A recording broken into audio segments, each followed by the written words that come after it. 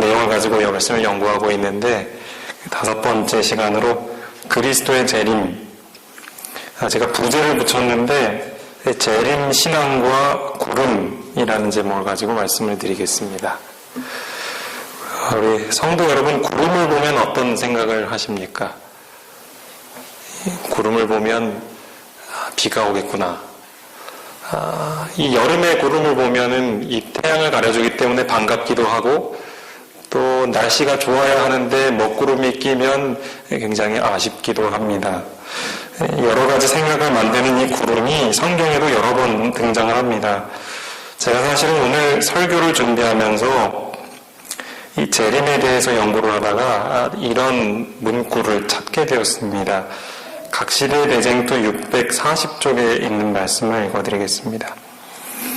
곧 사람의 손바닥 반만한 작은 검은 구름이 동쪽에서 나타난다.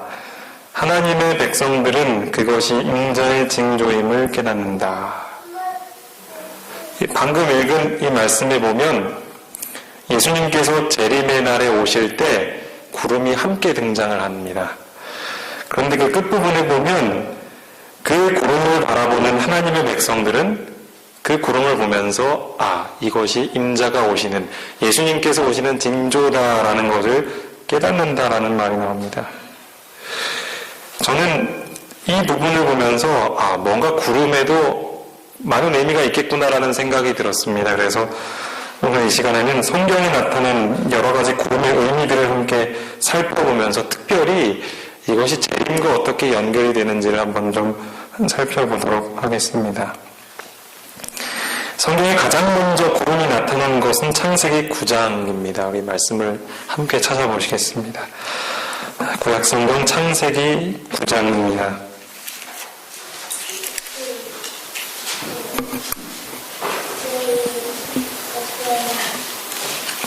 창세기 9장 12절부터 16절에 있는 말씀입니다.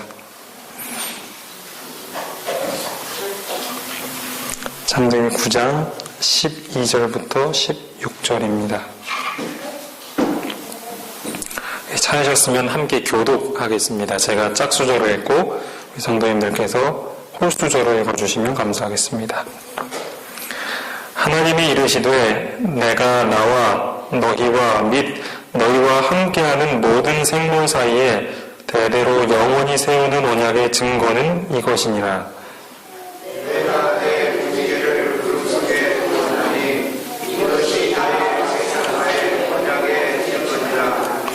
내가 구름으로 땅을 덮을 때에 무지개가 구름 속에 나타나면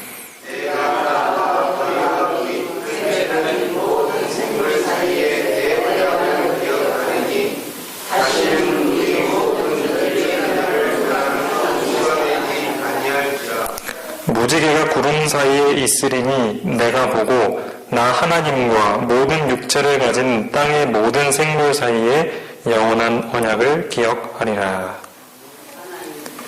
이 말씀은 잘 아시는 것처럼 노아 홍수 사건이 있은 직후에 하나님께서 이 노아와 세우신 언약입니다. 내가 내 무지개를 구름 속에 두었다라고 말씀하고 있습니다. 홍수가 있기 전에는 지구상에 지금처럼 그렇게 많은 비가 한꺼번에 내리지 않았습니다.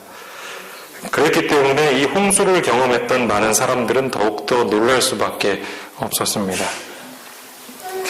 이 홍수를 겪고 난 노아의 식구들과 후손들은 분명 앞으로 언젠가 비가 오게 되면 어떻게 하나라는 걱정을 했을 것입니다. 왜냐하면 정말로 이 지구 전 세계를 아우르는 규모의 홍수가 있었기 때문에 앞으로 또 그런 일이 있게 되면 너무나도 걱정이 많이 되었을 것입니다. 검은 구름을 보기라도 한다면 혹시라도 홍수가 나서 멸망하지 않을까 긴장하게 되었을 것입니다.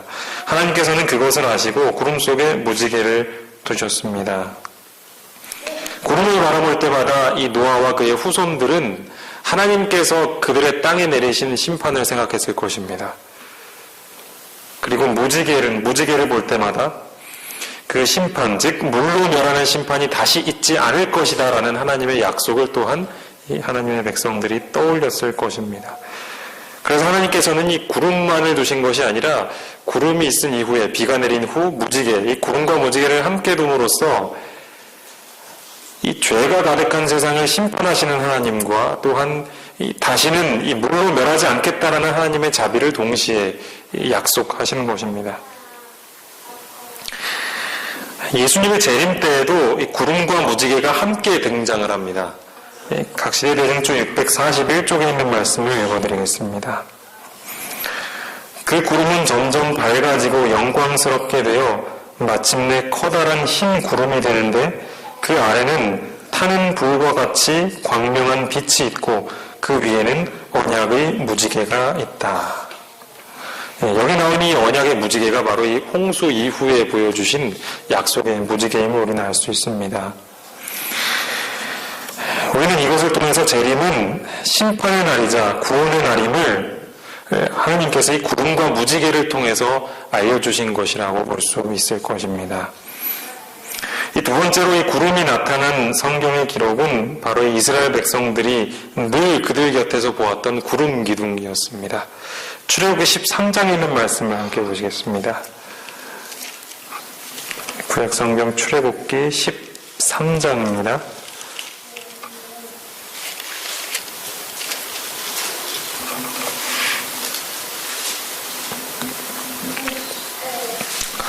출애굽기 13장 21절과 22절의 말씀을 함께 읽겠습니다. 구약성경 103페이지에 있습니다. 출애굽기 13장 21, 22절 함께 읽겠습니다. 시작. 여호와께서 그들 앞에서 가시며 낮에는 구름 기둥으로 그들의 길을 인도하시고 밤에는 불 기둥을 그들에게 비추사 낮이나 밤이나 진행하게 하시니 낮에는 구름 기둥 밤에는 불 기둥이 백성 앞에서 떠나지 아니하니라. 이스라엘 백성들이 출애굽을 한 이후에 가나안으로 가는 여정마다 이 구름 기둥이 함께 했습니다. 그렇기 때문에 이스라엘 백성들은 이 구름 기둥에 대한 추억이 굉장히 많이 있습니다. 이 구름 기둥의 이 가장 1차적인 목적은 이 뜨거운 광야의 태양을 가려워주는 역할이었습니다. 그렇기 때문에 그들은 그 광야의 길을 걸어갈 수 있었습니다. 출애굽기 14장에 보면 추격하는 애굽 군대가 이 구름 기둥이 막아섬으로 인해서 그 가운데가 이게 흑암이 되었던 기록이 있습니다. 그래서 그들이 허둥지둥 갈 바를 알지 못하고 있다가 그들이 이제 이후에 물에 빠져 죽게 되는 사건이 벌어졌던 것이죠. 또 이스라엘 백성들의 가고 멈추는 것을 인도하는 안내자의 역할도 이 구름 기둥이 했습니다. 구름 기둥이 올라가면 그들이 진행하고 또 구름 기둥이 내려오면 그들이 멈추었습니다. 또한 하나님께서 임재하시는 곳마다 구름이 등장했습니다. 성막을 처음에 지었을 때 하나님의 그 임재가 그곳에 함께 있었고 그 표시로서 구름이 그 성막에 가득했던 기록이 성경에 나옵니다. 또한 이 십계명을 받기 위해서 모세가 시내산에 오르기 전에도 이 하나님께서 이 불과 이 구름의 고통을 통해서 하나님께서 임재하고 계시다라는 것을 보여주셨습니다. 이스라엘 백성들이 이 구름을 볼 때마다 그들은 하나님을 생각하게 되었습니다. 그 하나님은 때로는 안내자였고 때로는 그들과 함께 하시는 임마누엘의 하나님이었고 그들의 원수들을 물리치시는 하나님이셨고 또 때로는 하나님께서 준엄하게 심판을 하시는 그러기 위해 임재하시는 하나님의 모습을 그들은 구름을 통해서 보았습니다. 그렇기 때문에 이 구름 기둥은 그들 가운데 계신 하나님의 모습을 보여주는 그들의 삶의 중심이었던 것입니다. 입법자요, 안내자요, 또 보호자이신 하나님이 바로 이 구름 기둥을 통해서 이스라엘 백성들에게 나타나셨습니다.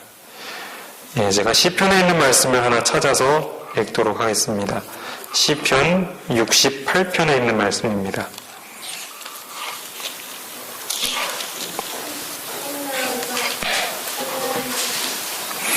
시편 68편 34절에 있는 말씀입니다.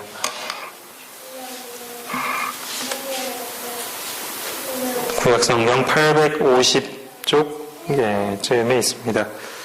68편 34절입니다. 찾으셨으면 함께 읽겠습니다. 시작.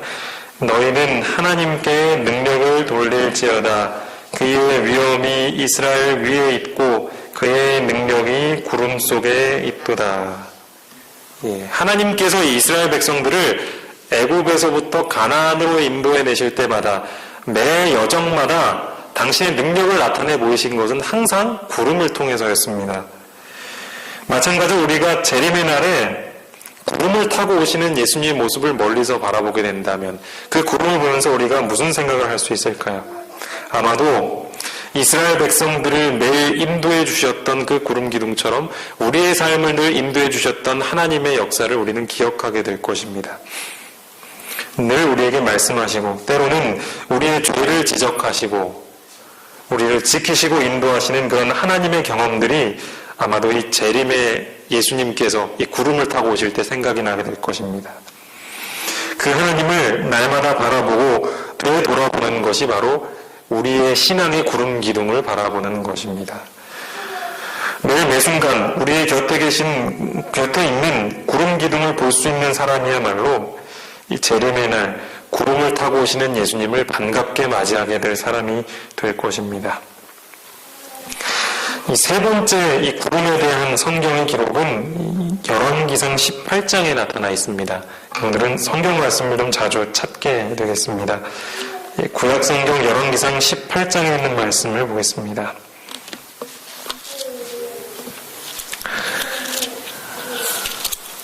열왕기상 18장 41절부터 있는 말씀입니다.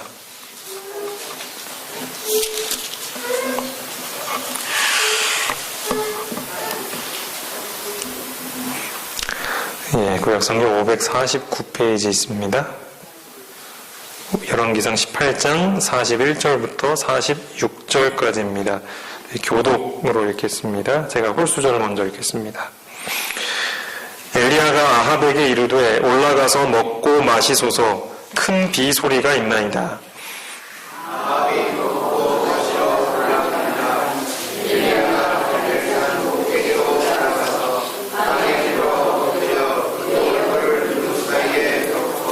그의 사환에게 이르되 올라가 바다 쪽을 바라보라. 그가 올라가 바라보고 말하되 아무것도 없나이다. 이르되 7번까지 다시 가라.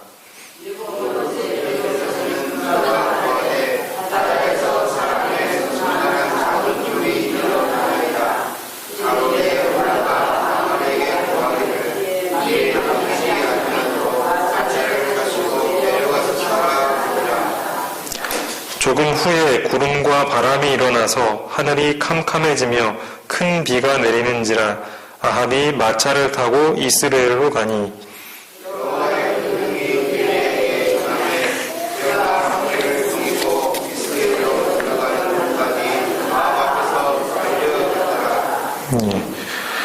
때는 바로 엘리야가 갈멜산에서 바알과 아세라의 선지자들과 대결을 벌였던 그 사건이 있은 바로 다음 장면입니다. 아직까지도 이스라엘 땅에는 비가 내리지 않았습니다.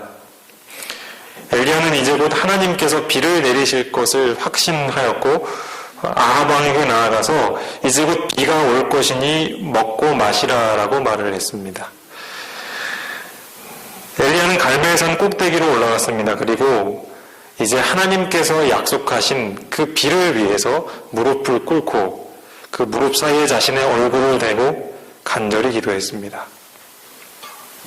그리고 사환에게 바다 쪽으로 가서 비구름이 오는지를 살펴보라고 했습니다. 그가 처음에 봐서 봤는데 그곳에는 전혀 비가 올 기미가 보이지 않았습니다. 다시 돌아와서 그의 주인에게 주인님 아직 아무런 징조가 보이지 않습니다. 그래 7번까지 다시 가보아라. 그렇게 엘리야가 명령을 했습니다. 그래서 사환이 7번을 왔다 갔다 했는데 그 마지막 7번째에 그가 저 바다 쪽에서 무엇을 보았냐면 사람의 손만한 작은 구름을 발견했습니다. 엘리야는 즉시 아합에게 가서 이제 곧 비가 내릴 것이니 비에 막히지 않도록 어서 마차를 타고 가십시오라고 권했습니다. 조금 후에 구름과 바람이 일어나서 큰 비가 내리기 시작했습니다. 엘리야는 하나님께서 주시는 능력으로 이 아합의 마차 앞에 서서 그가 이스라엘로 들어갈 때까지 계속해서 달려갔습니다. 엘리야는 믿음의 눈으로 구름이 올 것을 바라보았고 또 그것이 올 것을 위해서 간절히 구했습니다. 그에게 있어서 구름은 하나님께서 비를 내려주실 것이라는, 즉 하나님께서 자신의 기도를 응답하실 것이라는 증거였습니다. 그는 온 하늘이 검은 구름으로 뒤덮일 때까지 기다리지 않았습니다.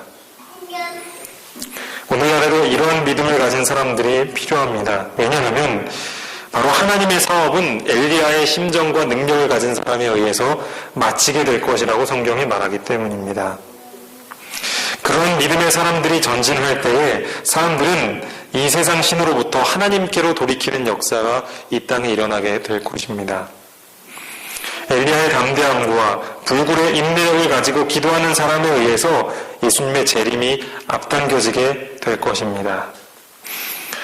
바로 이러한 사람들, 간절한 기도로 바다 쪽에서 일어나는 작은 구름을 보게 되었던 믿음의 사람들을 통해서 예수님의 재림은 분명 앞당겨지게 될 것입니다.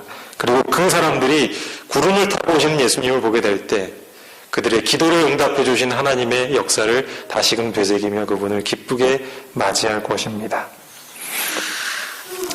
네 번째로 이 구름에 나타난 하나님의 모습은 이사야 14장에 나타나 있습니다. 구약성경 이사야 14장에 있는 말씀을 함께 보시겠습니다.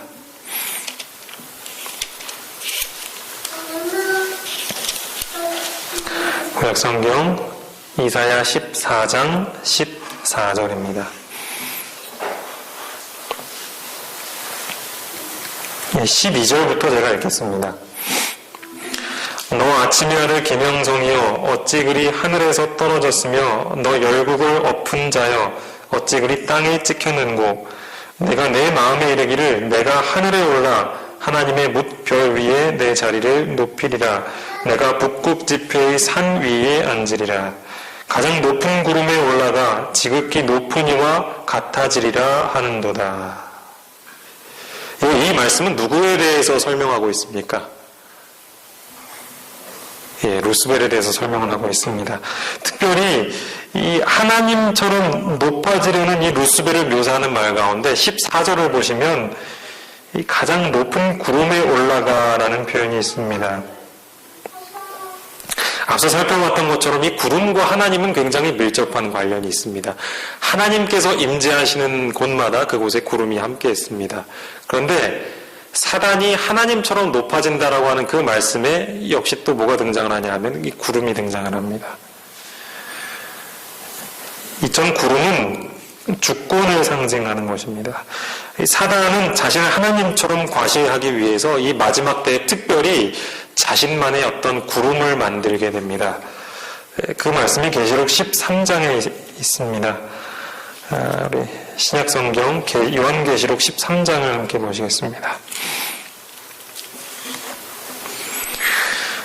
요한계시록 13장 11절부터 15절에 있는 말씀입니다.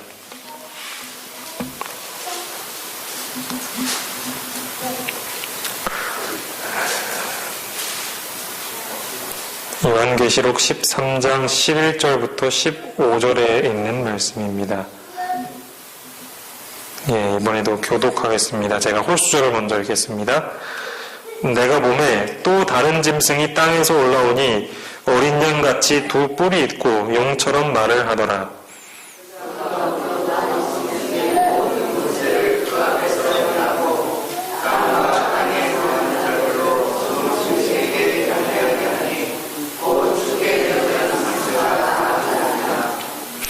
큰 이적을 행하되 심지어 사람들 앞에서 불이 하늘로부터 땅에 내려오게 하고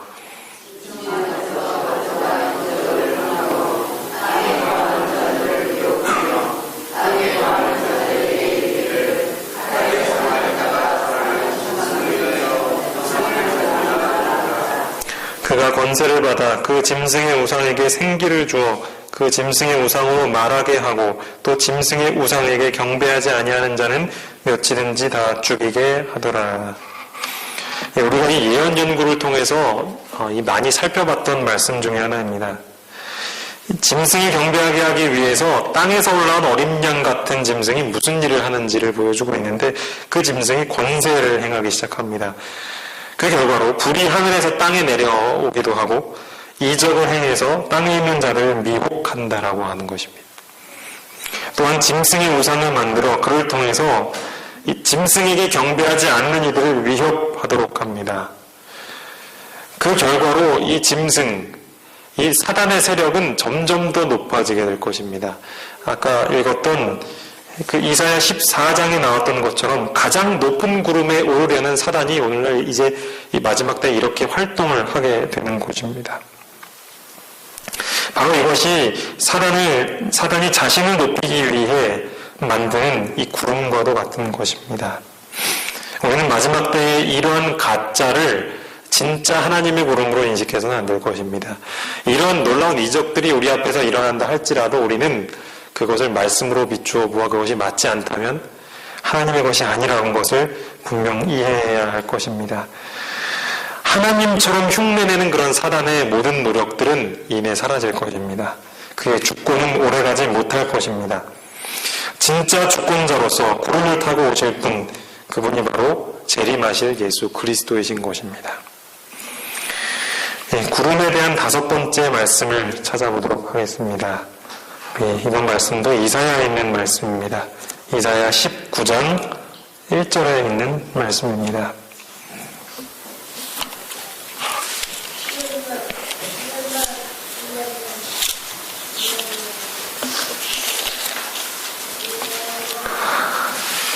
이사야 19장 1절에 있는 말씀입니다.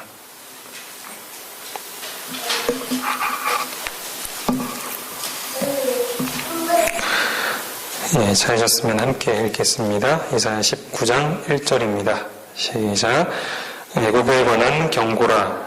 보라, 여호와께서 빠른 구름을 타고 애굽에 임하시리니 애굽의 우상들이 그 앞에서 떨겠고 애굽인의 마음이 그 속에서 녹으리로다. 애굽에 관한 경고, 이제 하나님을 대적하는 애굽이라는 세력이 어떻게 하나님께서 심판하실지 이제 그 기록이 19장에 나와 있는데, 그 가장 첫 절을 보면 여호와께서 빠른 구름을 타고 오신다라고 했습니다. 저는 이 모습을 보면서 하나님을 대적하는 세력을 얼마나 빨리 무찌르고 싶어 하시는지, 바꿔 말하면 하나님과 하나님의 백성을 괴롭히는 세력들에게 얼마나 빠르게 공의를 행하시려 하는지를 제가 볼 수 있었습니다. 얼마나 하나님께서 빨리 오시고 싶으셨는가, 그 마음을 보여주는 것이 바로 이 빠른 구름입니다. 빠른 구름. 이 재림 때도 예수님께서 구름을 타고 오신다라는 표현이 있죠.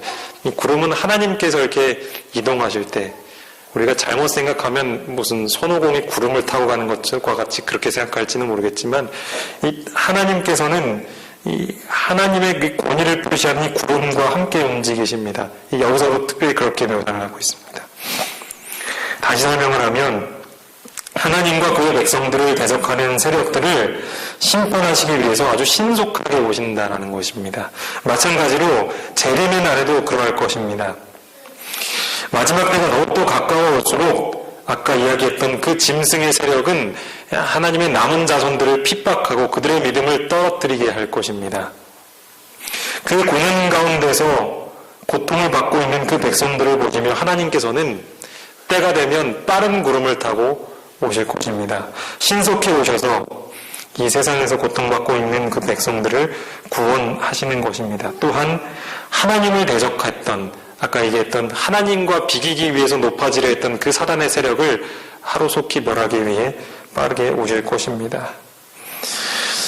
이 땅에 정말로 빨리 오고 싶은 것이 예수님의 마음입니다. 하지만 많은 사람들은 이야기하죠. 예수님께서 왜 이렇게 빨리 오시지 않는가? 성경에서 이야기하는 것처럼 그 이유는 모든 사람들이 다 회개하기에 이르기를 원하시기 때문이다라는 것을 우리가 기억해야 할 것입니다. 우리는 이 구름을 통해서 신속히 이 땅의 악의 세력을 멸하시려 하는 예수님의 모습을 볼 수 있는 것입니다. 다음으로는 이사야 44장에 있는 말씀을 보도록 하겠습니다.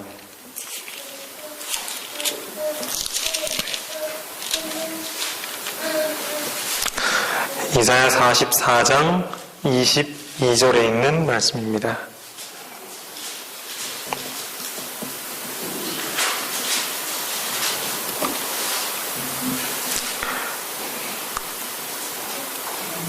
이사야 44장 22절 말씀 함께 읽겠습니다.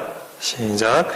내가 내 허물을 빽빽한 구름같이 내 죄를 안개같이 없이 하였으니 너는 내게로 돌아오라. 내가 너를 구속하였음이니라. 여기 보면 이 구름이 안개랑 같이 등장을 합니다. 이 구름은 허물을, 그리고 안개는 죄를 비유하는 말로 쓰였습니다. 우리가 안개가 자욱하게 낀 곳을 아마도 여러 번 지나보셨을 것입니다.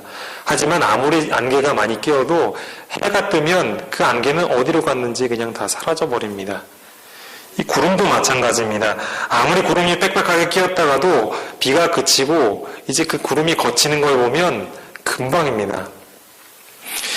마치 하나님께서 당신께로 돌아오는 모든 자녀들의 죄를 이처럼 용서해 주신다라는 것입니다. 아무리 우리의 죄가 구름같이 빽빽할지라도, 자욱한 안개 같을지라도 그 죄를 없이 하시겠다라는 것이 바로 하나님의 사랑인 것입니다. 우리의 모든 죄를 용서하기를 원하시는 그런 하나님의 사랑을 우리는 이 구름을 보면서 묵상할 수가 있는 것입니다.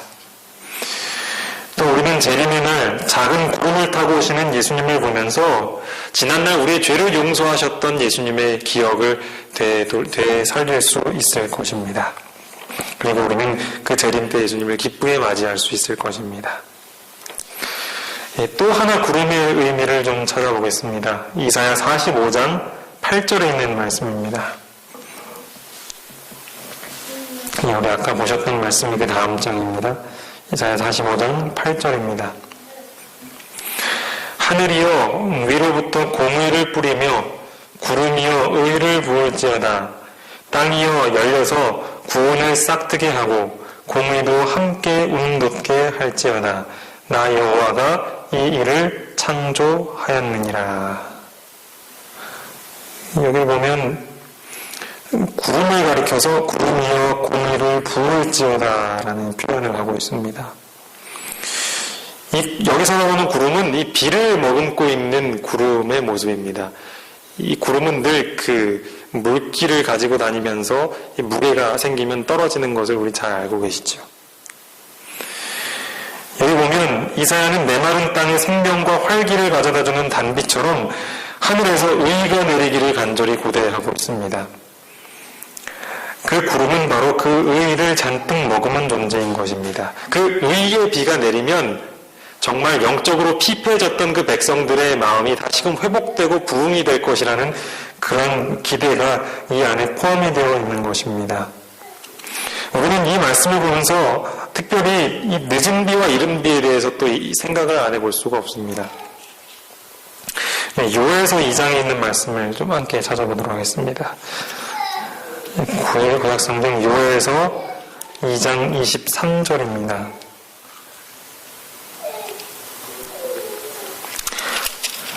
구약성경 요엘서 2장 23절 말씀입니다.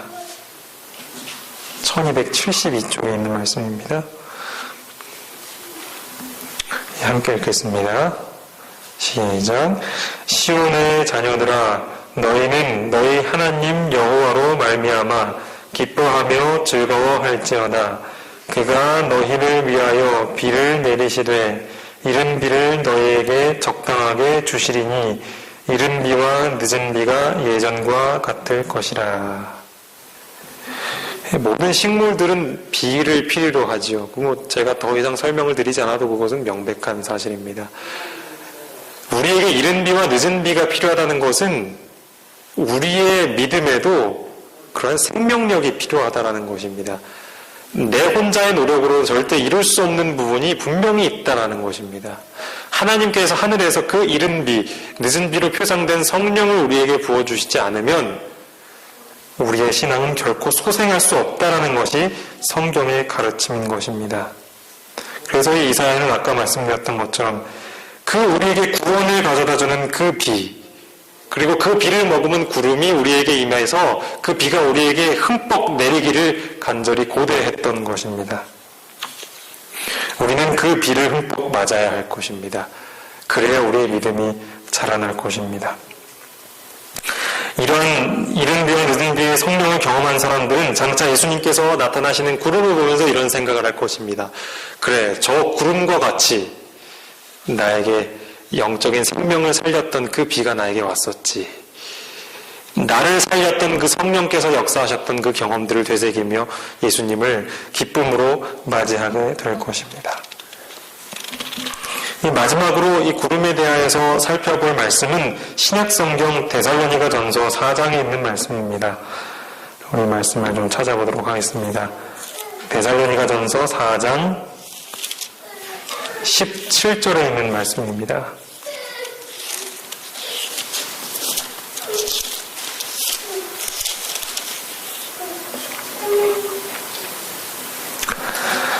신약성경 332쪽에 있습니다. 데살로니가전서 4장 17절입니다.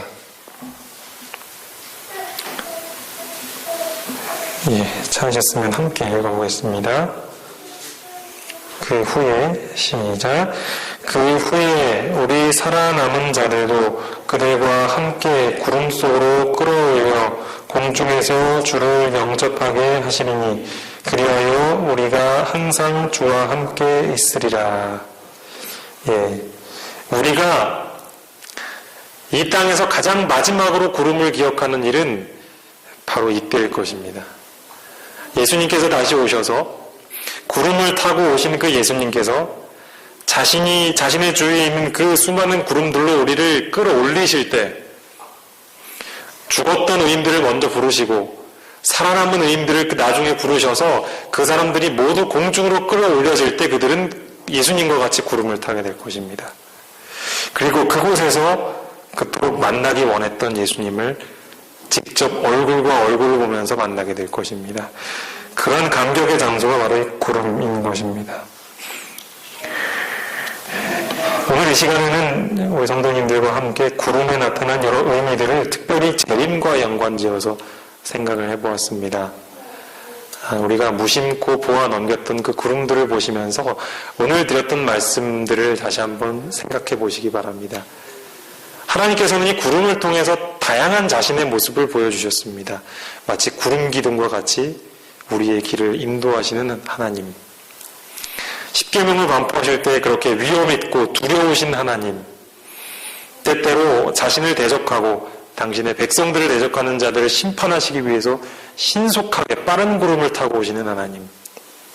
그러한 여러 가지 하나님의 모습은 오늘 우리에게 너무나도 필요한 하나님의 모습입니다. 우리가 그런 하나님에 대한 실제적인 지식을 가지게 될 때 우리는 재림의 날 예수님을 보면서 두려워하지 않게 될 것입니다. 성도님들께서 잘 아시는 것처럼 재림의 때에는 두 부류로 나눠지게 될 것입니다. 예수님께서 나타나실 때 그분의 모습을 기뻐하며 환영하는 무리가 있을 것이고, 두 번째 무리는 그분의 모습을 보기를 두려워하면서 숨는 그런 무리가 있을 것입니다. 우리는 그 둘 중에 어디에 속해야겠습니까? 며칠 전에 필리핀에 강력한 태풍이 왔습니다. 그 태풍의 세기가 우리나라에서 가장 셌던 그 매미보다도 2배 이상 셌던, 굉장히 상상할 수도 없을 만큼 큰 태풍이었습니다. 그곳의 사진들을 봤는데 엄청나게 커다란 배가 그냥 땅에 올라와 있더라고요. 그리고 그냥 말 그대로 쓰레기장이 되어버렸습니다. 사람 시신과 집이 부서진 파편들이 옹대 뒤섞여진 정말로 그 혼란의 장소가 되었습니다. 당국에서는 아직까지도 그 사망 및 실종자를 다 파악하지도 못한 상태인데 추정하기를 다 합쳐서 한 10,000명 이상 될 것으로 추정하고 있습니다. 그 정도로 굉장히 큰 규모의 재난이 있었습니다. 우리가 이 재림의 날에 아까 말씀드렸던 두 부류 중에서 예수님을 두려워하는 부류에 속하게 된다면 이 태풍을 두려워하는 것보다 훨씬 더 두려운 마음으로 예수님을 보고 피해서 숨을 것입니다. 그 이유는 무엇인가? 이 땅에서 우리가 예수님과 관계를 맺고 있지 못하기 때문인 것입니다. 그렇기 때문에 성경은 우리에게 구름을 통해서 당신의 모습을 보여주고 있습니다. 부디 예수님께서 타고 오시는 그 구름을 보게 될 때 그것이 우리에게 기쁨이 되기를 간절히 바랍니다. 그 구름을 볼 때에 나를 살리신 하나님, 나의 죄를 용서해 주시고 나의 길을 인도해 주시고 나에게 구원을 비같이 내려주셨던 생명의 하나님이 떠오르기를 간절히 바랍니다. 그렇게 되기 위해서 우리는 날마다 우리 곁에 구름 기둥처럼 함께 하시는 하나님을 바라보아야 할 것입니다. 그분께서 이 시간, 오늘 그리고 내일 나를 위하여서 무슨 일을 하고 계신지를 보여달라고 기도할 수 있는 우리가 되길 바랍니다. 그 모습을 보게 될 때 우리는 구름 타고 오시는 예수님을 두려워하지 않게 될 것입니다. 바로 이러한 소중한 하나님의 모습, 구름을 통해서 보여주신 그 다양한 하나님의 모습이 우리의 하나님이 되길 바라면서 간절히 이 말씀을 마치겠습니다.